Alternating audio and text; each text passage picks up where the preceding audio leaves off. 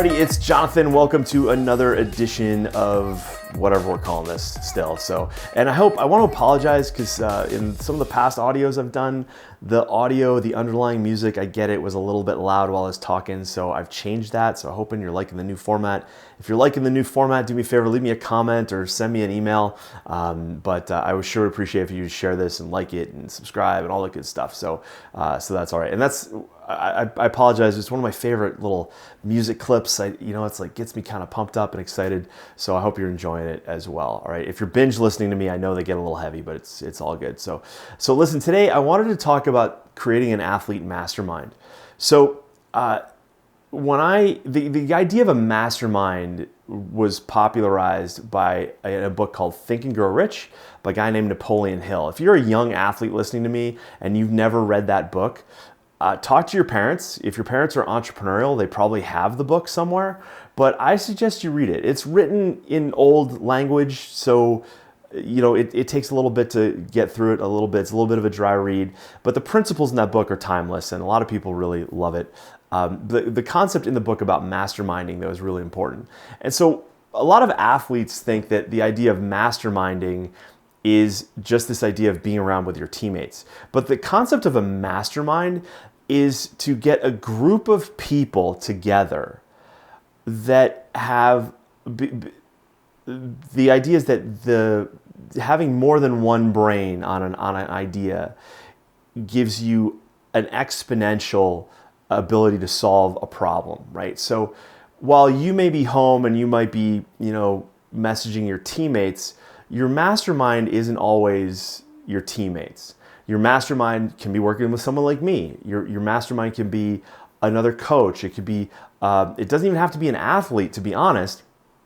It's just you as the athlete. What happens is the mastermind comes together maybe daily or weekly or monthly, and everybody gets a chance to kind of share the hurdles that they're facing, and then everybody else gets to share their ideas on how you might overcome that hurdle, right? So we talked yesterday about hurdles.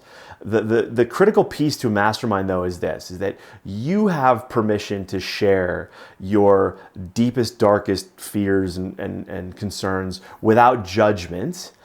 And everybody gets to share their idea of their solution also without criticism or judgment. So that way it creates this opportunity to just kind of share ideas without, and if you may not like the idea, but it's just the idea is to say thank you and then to tuck that away and give it some consideration, all right? But not to dismiss it right away.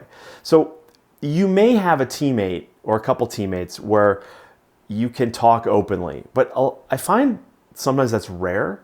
For my athletes that are in individual sports, like they're gymnasts or skiers or figure skaters or luge athletes or bobsledders or things like that, sometimes sharing your fear is an opening to a competitor, right? Even though you're teammates, you're individual athletes in a team sport, and so that doesn't always work out, right? So, but for my athletes that are on a team, like a hockey team or football team or things like that, you may have a couple people on that team that you can talk to, and then they can talk to you, right? But that always is rare. So a mastermind for an athlete could be somebody completely independent.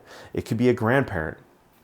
It could be someone in your neighborhood who you know that owns a business, all right? It could be somebody, it could be your chiropractor, it could be whatever.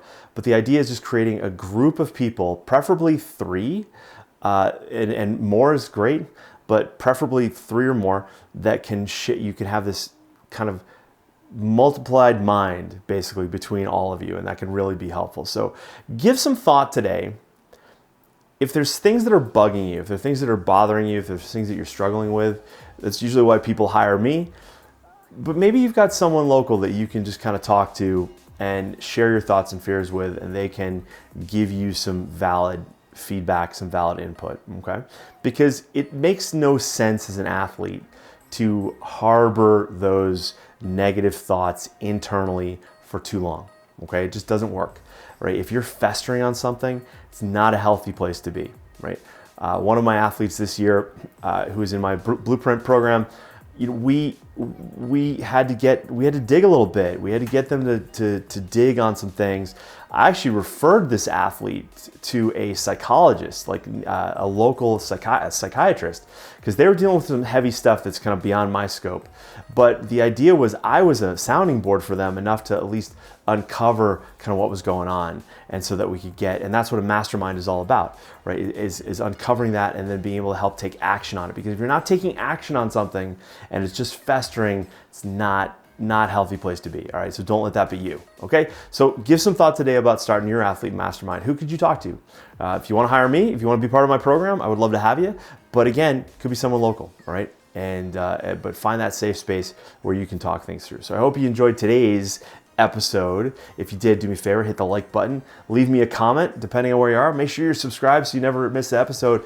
And listen, share this with someone who can hear it. Maybe you can send this audio or this video to someone who you'd like to be a mastermind with. They can watch it, listen a little bit, see what it is we're trying to talk about here, and by all means, come join my Facebook group, which is Creating High Performance Athletes. You can join us there as well, and we can have a little bit of a mastermind over there too. All right.